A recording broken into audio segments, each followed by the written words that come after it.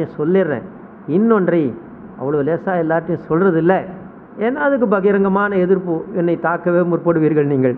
அப்படி ஆக 2 இல்மு பெருமானார் கொடுத்தாங்க அப்படின்னு யார் சொல்கிறா? அபூ ஹுரைரா ரலியல்லாஹு தஆலான்னு சொல்லி.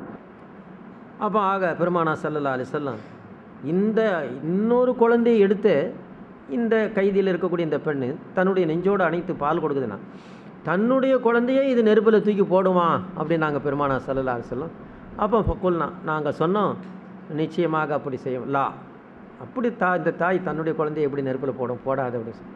அப்போ பெருமானார் ஸல்லல்லாஹு அலைஹி வஸல்லம் அல்லாஹு அர்ஹமு பி இபாதிஹி ஹாஸிஹி பி வலதிஹா, இந்த தாயானவள் எப்படி தன்னுடைய குழந்தையின் மீது பிரியம் செய்கின்றாளோ இதை விட நிச்சயமாக அல்லாஹ் தன்னுடைய அடியான் மீது அதிக கிருபை செய்யக்கூடியவன் என்றார்கள் நமது நாயக திருமணம். அதனால் என்ன அர்த்தம்?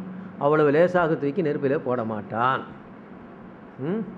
நெருப்பு இருக்கு என்ன எல்லாமே இங்கே அத்தாட்சி காமிச்சாச்சு. அல்லாஹ் இங்கு வேதனைகள் வருகின்றதே, வயிற்று வலி, தலைவலி, நாம் விரும்பியா வந்தது இல்லை, நம்ம விருப்பம் இல்லாமலே வருகின்றது. நம்முடைய உடல் தான், நம் விருப்பம் இல்லாமலே வயிற்றில் வலி, நம்முடைய உடல் தான், நம் விருப்பம் இல்லாமலே தலையில் வலி, நம்முடைய உடல் கால் கை குடைச்சல், நம்முடைய உடல் தான் பல்லில் வலி. இப்போ நம்முடைய உடலில் நமக்கு விருப்பம் இல்லாமல் இங்கேயே வேதனை வருகின்றது அல்லவா? இதுபோல் நம்முடைய உடல் தான் நமக்கு விருப்பம் இல்லாமல் அங்கேயே வேதனை வரும். நாம் அன்றைக்கி சொல்லிட்டோம், அன்றைக்கி சொல்லும்போது சொன்னேன், எல்லாமே 2. அதனால் இம்மை மறுமை இருக்குது, துனியா ஆகரத்து இருக்குது, அதில் எந்த விதமான சந்தேகம் இல்லை. அப்போ நிச்சயமாக அந்த உலகத்துக்கு அப்போ இங்கே பல வகையான வேதனைகள். அதே போல் தான் இங்கே இன்பமும் இருக்குது, அதுபோல் அங்கே இன்பம் இருக்குது, அது சொர்க்கங்கிறோம். இங்கே துன்பம் இருக்குது, அதுபோல் அங்கே துன்பம் இருக்குது, அது ஜஹன்னம் நரகம்னு சொல்கிறோம். அப்போ அல்லாஹ் ஜல்லஷானு வ தஆலா நெருப்பு நரகம்னு சொல்லும்பொழுது நரக நெருப்புக்கு அஞ்சுங்கன்னு குர்ஆன்ல அல்லாஹ் சொல்கிறான். புத்தகுன் நார் அல்லத்தி வக்கூது அன்னாஸ் வல் ஹிஜாரா, அது மனிதர்களையும் விறகுகளையும் கற்களையும் விறகாக்கி கொள்கின்ற அந்த நெருப்புக்கு அஞ்சுங்கன்னு சொல்கிறான் அல்லாஹ் ஜல்லஷானு வ தஆலா. அப்போ அதனால் இப்போ அங்கத்தின் நெருப்புக்கும் இங்கத்தின் நெருப்புக்கும் நிறைய வித்தியாசம் இருக்குது. ஏன்னா எல்லாமே அங்கே உயர்வானது. ஜிப்ரீல் அலைஹிஸ்ஸலாத்து அல்லாஹ் தஆலா ஆதம் நபீனா அலைஹிஸ்ஸலாம் ஆரம்பத்தில் உணவு சமைக்கும் பொழுது அதுக்கு நெருப்பு தேவைப்படுது. இப்போ ஜிப்ரீல் அலைஹிஸ்ஸலாம் நெருப்பை கொண்டாந்து கொடுக்கணும். அதுக்காக அங்கே போகிறாங்க. மாலிக் அலைஹிஸ்ஸலாம் இருக்கிறாங்க, நரகத்துடைய அதிபதி. அவங்கக்கிட்ட நெருப்பு கேட்குறாங்க. ஏன்னா அப்போ அவங்க கேட்குறாங்க, எவ்வளோ நெருப்பு உங்களுக்கு வேணும்? இங்கேருந்து நெருப்பு எடுத்தால் என்ன வருது, எவ்வளோ நெருப்பு வேணும்? கம் துரிது மினன் நார் அப்படின்ற. அப்போ முறியது கதிரி தமரத்தின், ஒரு பேரிச்சம்பளம் அளவுக்கு அந்த நெருப்பை கொடுத்தீங்கன்னா நாம் அது பூமியில் கொண்டு வச்சுடுவோம் அப்படிங்கிறாங்க. இப்போ லவத்தை துக்கமா துரித் அவங்கன்னு சொல்கிறாங்க. அப்படி கொடுத்துட்டேன்னா லவத்தை துக்க மா துரி, அப்படி அந்த நெருப்பை பேரிச்சம்பழம் அடுத்து கொடுத்துட்டேன்னா 7 வானம் 7 பூமி எல்லாமே எரிஞ்சு போயிடும். எல்லாமே எரிஞ்சு போயிடும். அவ்வளோ பவர் உள்ள நெருப்பு. அப்போ அதில் பாதியாவது கொடுங்களேன், நிஸ்பஹா அப்படிங்க. அப்போ லவத்துக்கு மாத்தூரி லம் தன்சில் மின சமாய் ஹத்ருத்தும் வல்லம் எண்பத்து நபாத்துன்னு வராஜனா. முதல்ல என்ன, அது நரக நெருப்பினுடைய மின் ஹர்ரிஹா, அதனுடைய உஷ்ணத்தினாலே 7 வானம் 7 பூமி எரிஞ்சு போயிடும். இப்போ 2வது என்ன, அதில் பாதி எடுத்து கொடுத்தேன்னு சொன்னால் மழையே பெய்யாது, பூமியில் பயிர் பச்சையே வளராது. அப்போ என்ன தான், அந்த நெருப்பு அங்கே தான் இருக்கணுமே தவிர அந்த இடத்த விட்டு நகரக்கூடாது. அப்போ என்ன செய்கிறது? அப்போ நெருப்பு வேணுமே பூமிக்கு. அப்போ அல்லாஹ் ஜல்லஷானு வ தஆலா வஸல் ஃபகுது மிக்தார ஜர்ரா, ஒரு அணுவளவு அந்த நெருப்பை எடுக்கலாம் அப்படி. அப்புறம் அணுவளவு நெருப்பை தான் எடுக்கிறாங்க நரக நெருப்பிலிருந்து. அதில் கூட கசலஹா ஜிப்ரீல் அலைஹிஸ்ஸலாம் அப்படியே கொண்டாடல, அதை தண்ணியில் மூழ்கி எடுக்கிறாங்க. அங்கே ஓடக்கூடிய சொர்க்கத்துடைய ஆறுகளில், அங்கே மறுமையில் ஓடக்கூடிய ஆறுகள், அந்த நீரில் சபீன மரத்தில் ஃபி சபீன நஹரின் ஓடக்கூடிய ஆறுகளில் 70 ஆற்றுல அந்த நெருப்பு முக்கி எடுத்து அதுக்கப்புறம் துனியாவுக்கு கொண்டு வலா அலா ஜபலின் ஷாஹிக்கின், உயரமான ஒரு மலையில் அதை நெருப்பை வைக்கிறாங்க. மலையில் வச்ச உடனே ஜாப ஜாலிக்கல் ஜபலு, உடனே அந்த மலை அப்படியே உருக ஆரம்பிக்கிறான். நரக நெருப்புலேருந்து எடுத்தது கடுகளவு, அதையே 70 முறை கழுவியாச்சு. அங்கே ஓடக்கூடிய ஆற்று தண்ணீரிலேயே அதை கொண்டு இந்த துனியாவில் உலகத்தில் உயரமான ஒரு மலையில் வச்ச உடனே அந்த மலை அப்படியே உருகுது.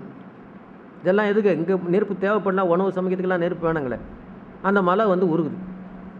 உடனே ரஜத்தினாரிலா மக்கானிகா, உடனே அந்த நெருப்பை எடுத்து தூக்கி நரகத்திலே வச்சிடுறாங்களாம். அப்புறம் அந்த மலையில் என்ன இருந்துச்சு, பகிய துஹானுஹா, அந்த நெருப்பு இருந்த இடத்துல ஒரு புகை இருந்துச்சு பார்த்தீங்களா, புகை. அந்த புகையின் நெருப்பு தான் உலக முடிவு நாள் வரை நாமெல்லாம் நம் கண் முன்னால் பார்க்கும் நெருப்பு. அவ்வளோ பயங்கரமான நெருப்பு அல்லாஹ் மறுமையில் வச்சுருக்கிறான். பாவம் இழைப்போருக்கு ஜஹன்னம் ஜஹன்னம் என்று சொல்லப்படக்கூடிய அந்த நெருப்பு அப்படிப்பட்ட நெருப்பு. இப்போ இதில் ஒரு எண்ணம், அப்படி ஒரு நெருப்பா, அப்படி ஒரு சூடா, என்னோ ஒரு துளி எடுக்கிறாங்களாம். முதல்ல என்ன, பேரிச்சம்பழ அளவு எடுத்தால் 7 வானம் 7 பூமியே போயிடுமா, அதில் பாதி எடுத்தால் மழையை பெய்யாதான், பயிர் பச்சையே வளராதான். அதில் ஒரு துளி எடுத்து அங்கே 70 முறை கழுவி இங்கே கொண்டாந்து வச்சாங்களாம். அதில் உடனே மழை உருக ஆரம்பித்தான். அதுக்கப்புறம் தூக்கி அங்கேயே வச்சுட்டாங்களாம். அந்த புகை தான் அங்கே இருந்துச்சான். அந்த புகையில் வந்து நெருப்பு தான் நாம் உலகத்தில் பயன்படுத்துகிறோமா, அப்படி ஒரு பவர் அந்த நெருப்புன்னா. இதற்கு ஒரு சிம்பிள் உதாரணம். இப்போ அப்துல்லாங்கிறவர் இறந்து போனார். அப்துல்லா எத்தனை வருஷத்தில் இறந்தார்? 70 வருஷத்தில் இறந்து போனார். சரி, அப்துல்லா இந்த உலகத்தில் எவ்வளோ வருஷம் வாழ்ந்தார்? 70 வருஷம் வாழ்ந்தார், இறந்து போயிட்டார், முடிஞ்சு, கதை முடிஞ்சு. இப்போ வேறு உலகத்துக்கு போயிட்டார், அதாவது ஆகிறதுக்கு போகிறார், இன்னொரு மறுமை உலகத்துக்கு போகிறார். அந்த ஊரில் இப்போ போகக்கூடிய இடத்துல எவ்வளோ காலம் அவர் இருப்பார், அப்துல்லா இருப்பார்? கருவறையில் 10 மாதம் இருந்தார். அதற்கு முன் வாப்பாவுடைய முதுகந்தண்டில் கொஞ்ச நாள் இருந்தார், முதுகந்தண்டிலும் இருந்தார் ஒரு குறிப்பிட்ட காலம். பின் கருவறையில் 10 மாதம் இருந்தார். இந்த உலகத்தில் வந்து 70 வருடம் இருந்தார். இப்பொழுது போய்விட்டார் இன்னொரு உலகத்திற்கு. அந்த உலகத்தில் எத்தனை வருஷம் இருப்பார்? 100 வருஷம் இருப்பாரா?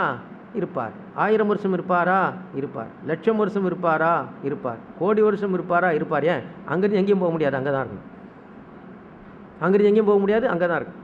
அது குரானில் எல்லாம் சொல்லிட்டான். இன்ன யௌமன் இந்த ரப்பிக்க கல்ஃபி சனத்தின் மாத்த உத்தூன். ஆகிரத்துடைய மறுமையினுடைய ஒரு நாள் இந்த உலகத்துடைய 1000 வருஷத்துக்கு சமம்ட்டான். இந்த உலகத்தில் 1000 வருஷம் பாஸ் ஆனால் ஆகிரத்தில் மறுமையில் ஒரு நாள் பாஸ் ஆகும். அப்போ எத்தனை கோடி வருஷம் ஆனாலும் அங்கே தானங்க இருந்தா அவனை. இப்போ சொல்லு, அப்துல்லாவுக்கு துனியாவில் வயசு 70ன்னு தெரிஞ்சு போச்சு, ஏன்னா இறந்துட்டார். இவரை ஆகரத்தில் எவ்வளோ காலம் வாழ்வார், வயசு என்னப்பா இருக்கும் ஆகரத்தில், அது தெரியவே தெரியாது. எப்படி இவருக்கு மறுமையினுடைய ஆயுஷ் தெரியவே இல்லை, ஆயுள். ஆனால் உலகத்தினுடைய ஆயுள் தெரிஞ்சு போச்சு 70 வருஷம்னு, மறுமையினுடைய ஆயுள் தெரியவே இல்லை எத்தனை வருஷம்னு. அதுபோல தான் உலகத்தினுடைய நெருப்பு இத்தனை டிகிரி என்று சொல்லலாம், ஜஹன்னத்துடைய நெருப்பு எத்தனை டிகிரி என்று சொல்லவே முடியாது. அப்புறம் அவ்வளோ பெரிய உஷ்ணம் அது இருக்கும் பொழுது அதில் தான் துளி எடுத்து வந்து அத்தனை தடவை கழுவி வந்த போதில் இந்த நிலைமை. நாம் இந்த நெருப்புக்கே பயப்படுறோன்னா பின் அந்த நெருப்புக்கு எப்படி பயப்படணும்?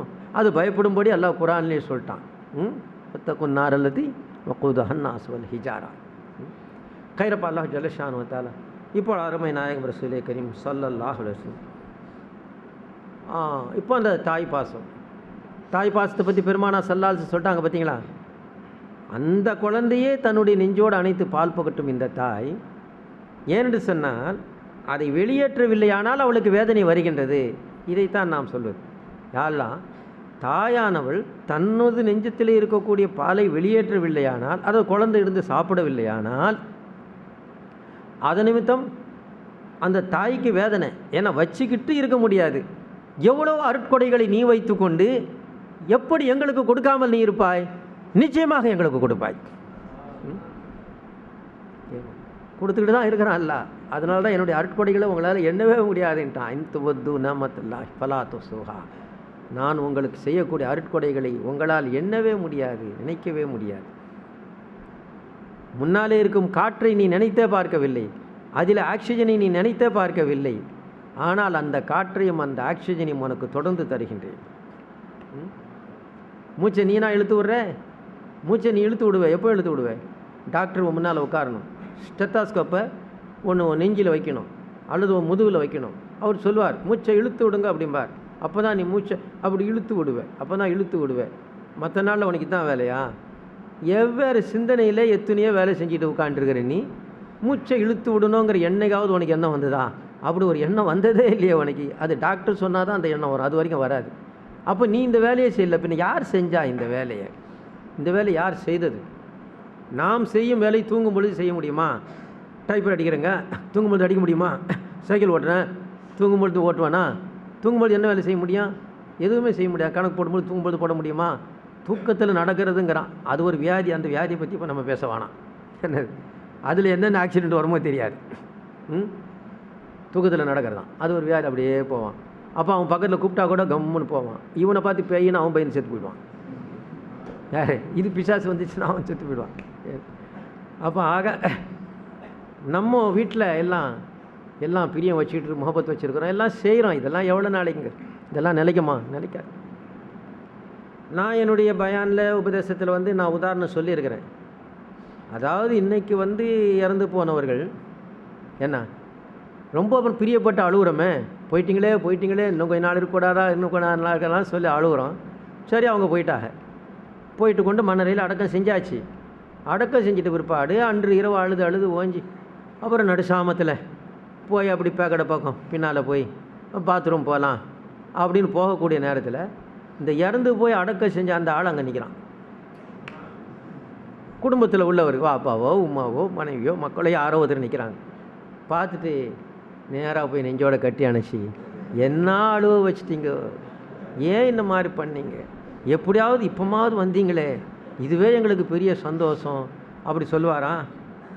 அப்போ அலறல் போடுற சத்தத்தில் தூங்குறவன்லாம் அதிர்ச்சி ஆகி அதில் சட்டுன்னு ஒரு பலகீனமான இருதயம் உடையவனாக இருந்தால் அவன் டப்புன்னு போடுவான்.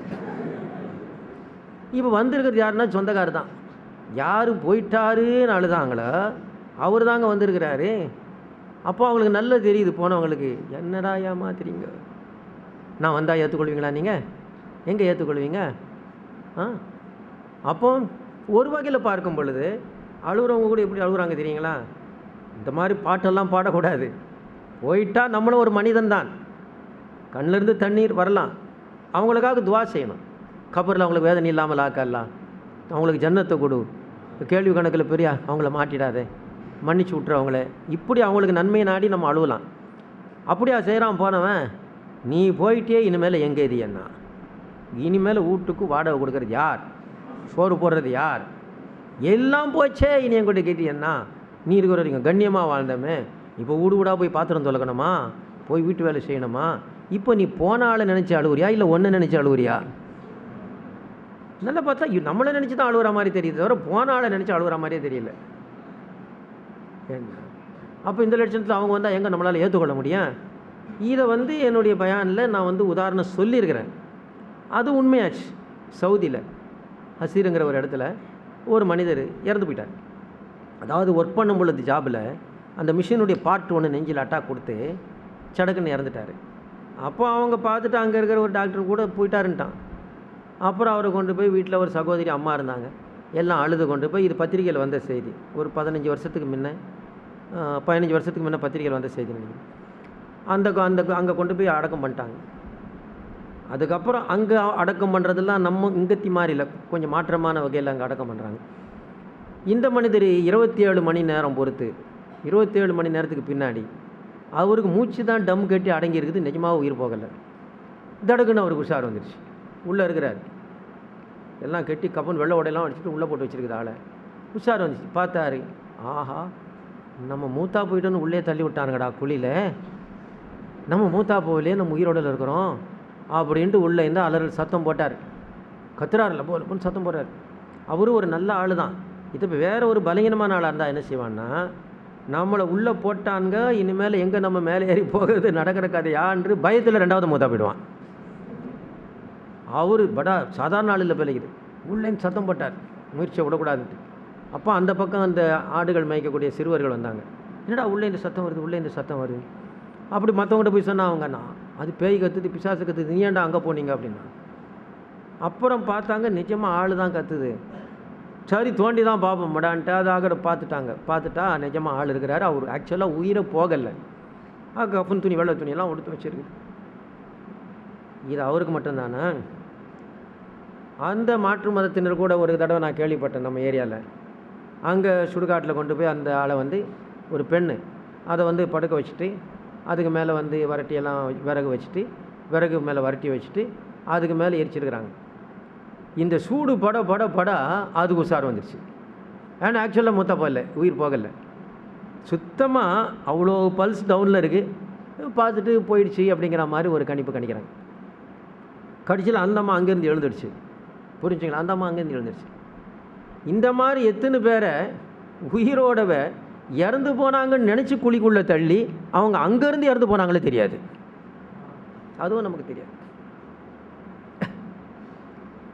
நம்முடைய உறவுகாரர் ஒருத்தர் என்னது ஒரு வயசான பெரியவர், அவர் மரணப்படுக்கையில் இருக்கிறார். ஒரே அடியாக படுத்து கிடக்கிறாரு. பேசவும் முடியல, ஒன்றும் முடியல, பேச்செல்லாம் போயிடுச்சு, பேச முடியல, எதுவும் சாப்பிட முடியல, இப்படியும் திரும்ப முடியல, இப்படியும் திரும்ப முடியல. ஏன்னா சக்தி இல்லைங்களே. திடீர்னு வாதம் அடித்தாலுமே சக்தி போயிடுதுங்களே. நைட்டு படுக்கிறான் ஒருத்தர், புதுசாக போட்ட சிமெண்ட் தரையில் படுத்தார். முந்தின நாள் கை காலெலாம் நல்லா இருந்தது. அந்த சிமெண்ட்டில் போய் அப்படியே படுத்துட்டோன்னா காலையில் அவருக்கு தாக்கிடுச்சு. காலையில் ஒரு கையும் வரல, ஒரு காலம் வரல. சரி, அதனால் சிமெண்ட்டில் படுத்தாதான்றது இல்லை, ஸ்ட்ரோக் வரும்பொழுது அது எப்படியும் வரலாம். சட்டுன்னு அது வர ஆக்ஷன் அவரை கை காலில் வர. இப்போ அவர் மரண நேரம் எதுவுமே சிம்மில் அப்படியே படுத்துக்கிறார்.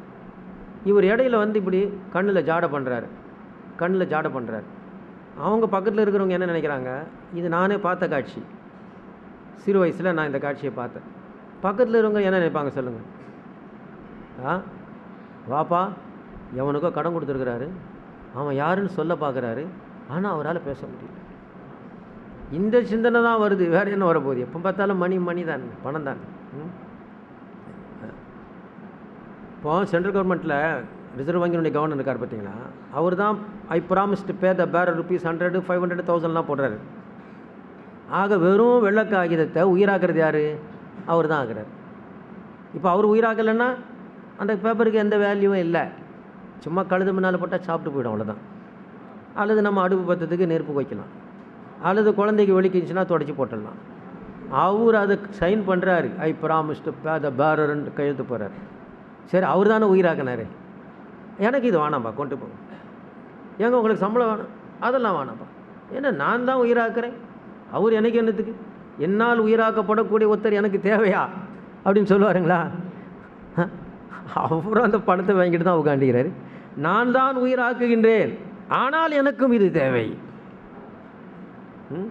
அதைத்தான் அல்லாஹு தாலா முஹம்மது ரசூலுல்லாவை நான் தான் ஹயாத்தாக்கினேன், ஆனால் அந்த முகமது எனக்கு வேண்டும்.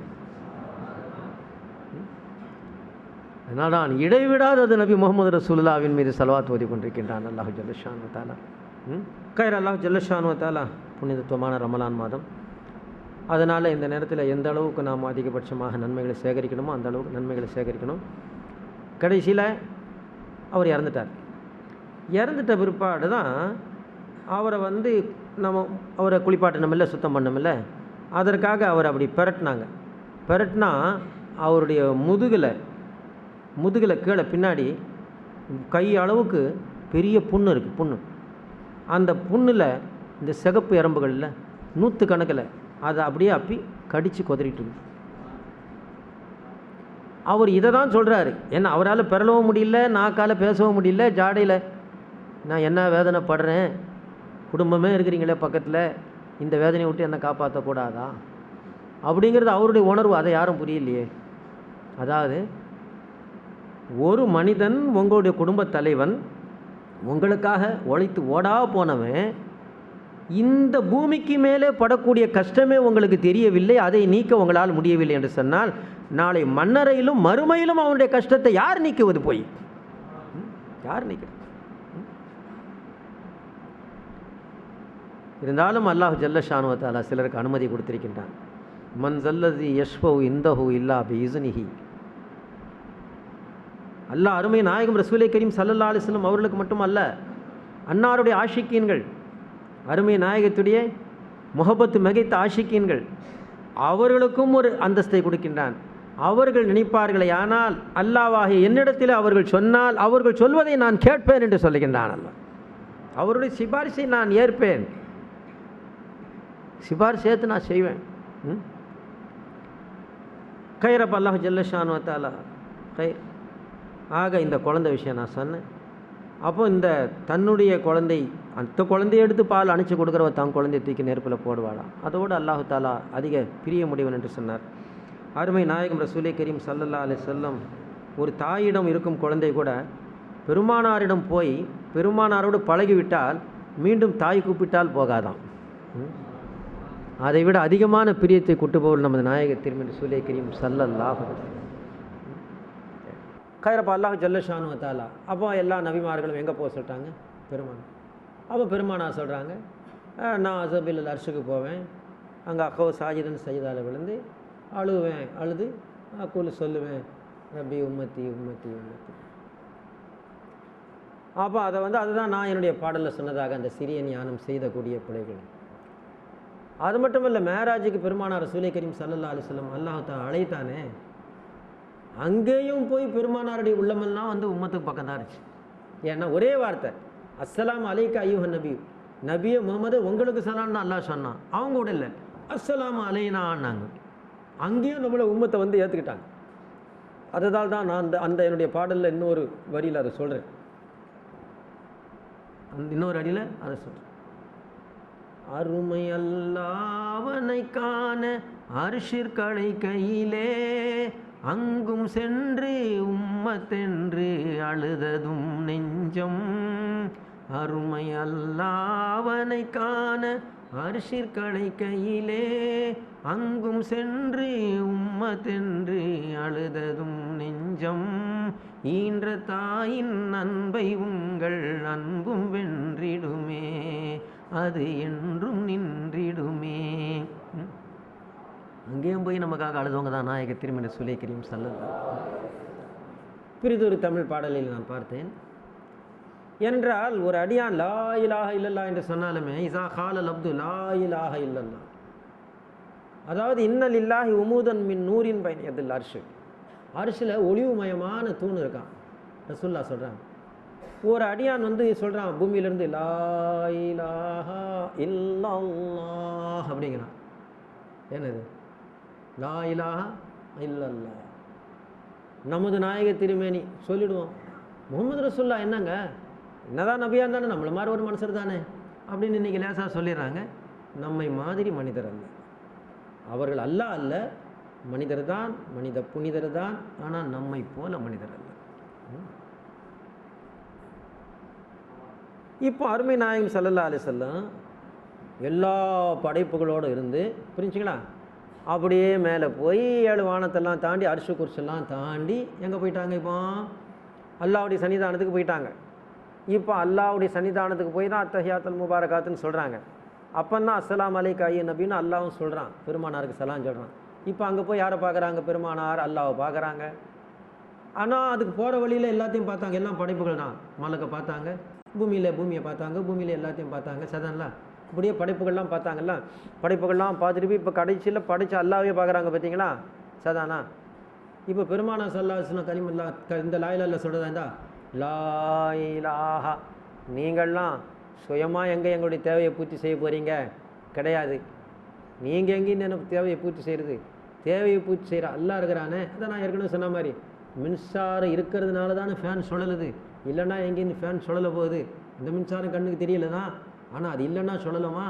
ஆனால் மின் விசிறி தான் தெரியுது, ஆனால் அதுலேயே கண்ணுக்கு தெரியாத மின்சாரம் அல்லவா பூர்த்தி செய்யுது. இது அந்த மனிதன் வந்தான், வாப்பான்னவனும் வந்தான், போப்பான்னா போகிறான், அவனுடைய உடம்பு தான் கண்ணுக்கு தெரியுது. அந்த உடம்புக்குள்ளே உயிர் ஒன்று இருக்கு, அந்த உயிர் கண்ணுக்கு தெரியுதா? ஆனால் அந்த உயிரிலேருந்து அவன் வாப்பான்னா வரப்போகிறானா, போப்பான்னா போக போகிறானா?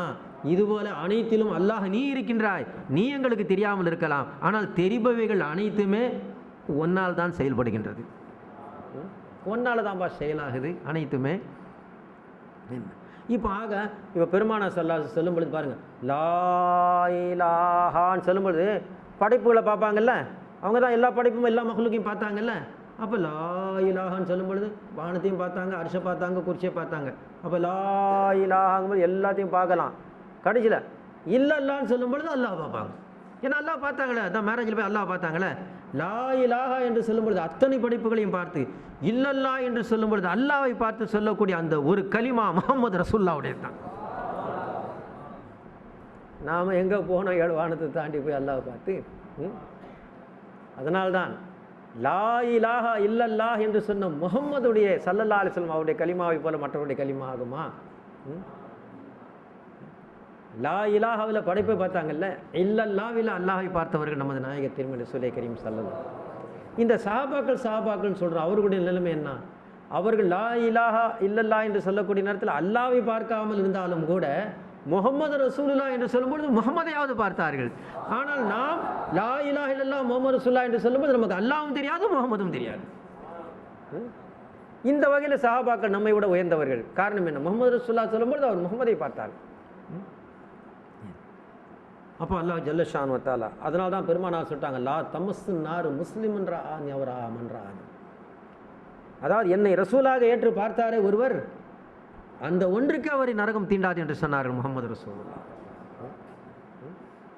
அவரை பார்த்தவரையும் நெருப்பு தொடாது என்று சொன்னார்கள். அவரை பார்த்தவரையும் தொடாது. என்ன நல்லா பார்த்தா நான் கிட்ட நின்னா உங்கள் கண்ணுக்குள்ளேயே நான் இருப்பேன். என்னுடைய உருவம் பிம்பம் கூட இருக்கும் பார்த்தீங்களா? இப்போ அங்கே தெரியுது, உங்கள் கண்ணை பார்த்தாலும் என் உருவமாக அந்த இடத்துல தெரியும். என்ன பெருமானார் கூடவே இருந்தவங்க, அந்த வாசனை அந்த பரக்கத்தை அவங்க மேலே அப்படியே இருந்தது.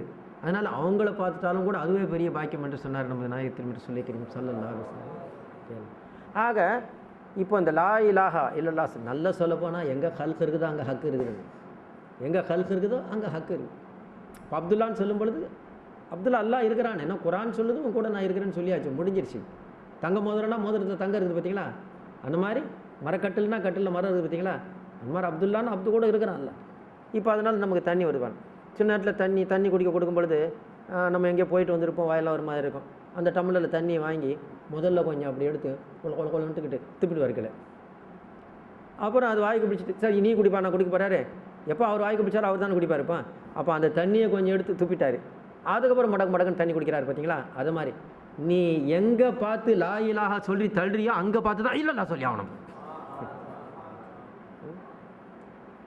அனைத்து கோடி சிருஷ்டிகளிலும் அல்லாஹ் தஆலா அந்த சிருஷ்டிகளை முன்வைத்து தான் நம்முடைய தேவைகளை பூர்த்தி செய்கின்றான்.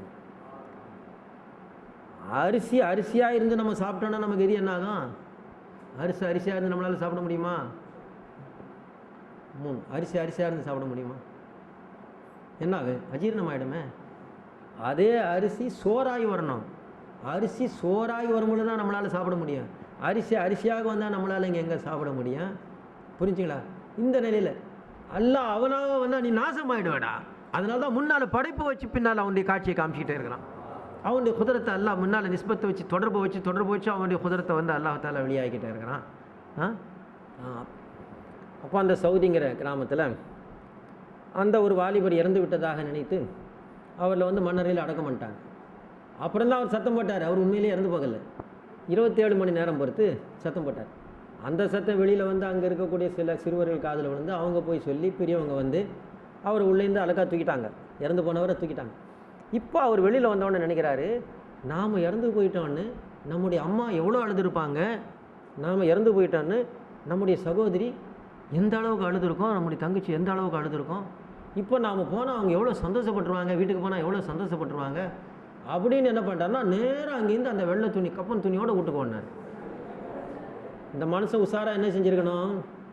யாரையாவது போய் சொல்லுங்க நான் ஹயாத்தாக தான் இருக்கிறேன்னு அப்படின்னாவது சொல்லியிருக்கணும்.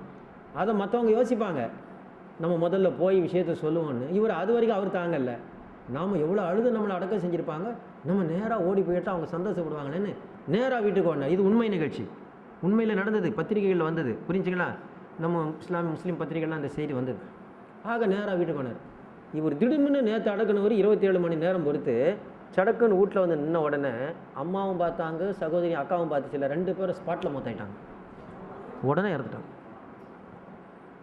வந்தது மகன் தானே, வந்தது கூட பிறந்தவன் தானே, ஏன் போனவர் எப்படி வருவார்?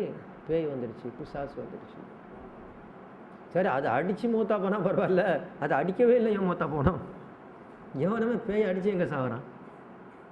பயத்திலே தானே சாகுறேன். அதை பேய்னா என்னங்க, போனவங்க வராங்களா? ஷைத்தான் பல பேரை வச்சுக்கிட்டு கேம் ஆடுவான். அவனுக்கு தான் எல்லாருடைய ஆக்டிவிட்டீஸ் நடவடிக்கைகள்லாம் தெரியும். புரிஞ்சுங்களா? எதையாவது ஒரு பேரை சொல்லிக்கிட்டு போனவங்க பேரெல்லாம் கெடுத்துக்கிட்டு அவங்க தான் இஸ்ராயேல் அலைஹிஸ்ஸலாம் கூப்பிட்டு போயிட்டாங்க. புரிஞ்சுங்களா? இவர் போயிட்டு வந்துக்கிட்டு இருக்குது. இப்போ அவங்களுக்கு என்ன வேறு வேலை இல்லையா? இவர் உயிரை எடுத்துகிட்டு போயிட்டு திரும்ப வந்து உட்காந்துட்டு, அது பெரிய அந்தஸ்தில் உள்ளவங்க இருக்கிறாங்க. அவங்களுக்கு ஒரு விசேஷ ஆற்றல் அல்லாஹ் தஆலா கொடுக்குறான், அவங்களுடைய வல்லமை, இபாதத்தினுடைய வல்லமையின் காரணமாக. அப்படிப்பட்டவங்க ஹயாத்தோடு இருக்கிறதாக குர்ஆன்ல அல்லாஹ் சொல்கிறான்னு வச்சுங்க. கைரப்ப அல்லாஹ் ஜல்ல ஷானு தஆலான்னு கூட சொன்ன அபா தலா லம்மா கஸா ஃபில் பஹர், இப்போ அந்த ஆள் இறந்து போனவர் வந்தவொடனே இவங்க 2 பேரும் போயிட்டாங்க. அப்போ தான் ஏன்டா நீ ஓடியாந்த, நாங்கள் போய் சொல்லியிருப்போம் இல்லை செய்தியே, அதுக்குள்ளே நீ உள்ளே இந்த மேலே வந்து மேலேங்கிற ஆள் உள்ள அனுப்பிச்சி விட்டியே நீ. ஏன்னா இதை நான் என் பயானில் சொல்லியிருக்கிறேன் ஸ்பீச்சில். புலியை கூண்டு உள்ள வச்சு வெளியிலேருந்து பார்த்தானுங்க. அந்த புலிக்கு இறச்சி போடுறான் பார்த்தீங்களா, அவன் கதவை சரியாக க்ளோஸ் பண்ணாதில்ல, டக்குன்னு அது பல்லில் தள்ளிட்டு வெளியில் ஓடியாந்துச்சு புலி. அது வெளியில் வந்தவொடனே இங்கே நின்று 4 பேரும் உள்ளே போய் கதவை மூடிட்டானுங்க. அப்போ கூண்டில் இருக்கிற ஒரு வெளியில் வந்தேன்னா இவர் கூண்டுக்குள்ளே போன கதை அந்த மாதிரி ஆயிடுச்சு. உள்ளே இருக்கிற ஒரு வெளியில் வர, வெளியில் இருந்தவங்க உள்ளே போகிற நிலை ஆயிடுச்சு. இப்போ அந்த ஆள்கிட்ட கேட்டாங்க மேலே இருந்தவங்க, ஏன்பா நீ உள்ளே இருந்தியே, உன் உடல்லாம் இவ்வளோ பெரிய பெரிய கொப்பளமாக இருக்குது, உள்ளே என்ன உனக்கு ஹபரில் அசாப் நடத்தினானா, அல்ல வேதனை செஞ்சானா, உடனே அசாப் நடந்துச்சா? நான் மூத்தா போனாதாங்க மலக்கெல்லாம் வந்து என்ன அசாப் பண்ண போகிறாங்க, நான் உயிரோடல இருந்தேன், அப்புறம் எங்கே என்ன அசாப் பண்ண, அப்போ என்ன உடம்பெல்லாம் கொப்பளமாக இருக்குது, ஏன் உள்ளே இருட்டு காற்றே வராது, கொஞ்ச நேரத்தில் ஒரு அறையில் வாழைப்பழத்தை போட்டாலுமே காய போட்டாக்கா அப்படி பண்ணி பழுத்து போயிடுது, அது நான் உள்ளே வந்தேன்னா பின்ன உடல்லாம் கொப்பளமாகாமல் என்ன செய்யும், அதனால தான் கொப்பளமாகிடுச்சு உடலெல்லாம் அப்படின்னு. அப்புறம் அந்த ஆள்கிட்ட கேட்டாங்க, சரி உள்ளே இருக்கும் பொழுது நம்மளை அடக்கிட்டாங்க, நம்ம நிலைமை என்ன ஆகுன்னு தெரியலையே, நம்ம மேலே போவோமா தப்பிப்போமாங்கிறது தெரியல, இந்த நிலையில் உன் கல்பில் உன் மனசில் ஏதாவது ஒரு எண்ணம் வந்ததா? ஒன்று தெரிஞ்சுது எனக்கு, அதாவது இந்த நிலையில் ஒரு பெரிய கோடீஸ்வரன், பல கோடிகளுக்கு அதிபதி அவர்த்த இருந்து அவனை இப்படி உயிரோடு கொண்டு உள்ளே போட்டாங்கன்னா, அவனுக்கு தெரிஞ்சிருச்சுன்னா நம்மளை அடக்கம் செஞ்சிட்டாங்க, ஆனால் நம்ம உயிர் போகல இன்னும் இருக்கிறோன்னு தெரிஞ்சிருச்சுன்னா, அந்த நேரத்தில் அவனுக்கு எப்படி இருக்குன்னா என்ன வரும்னா,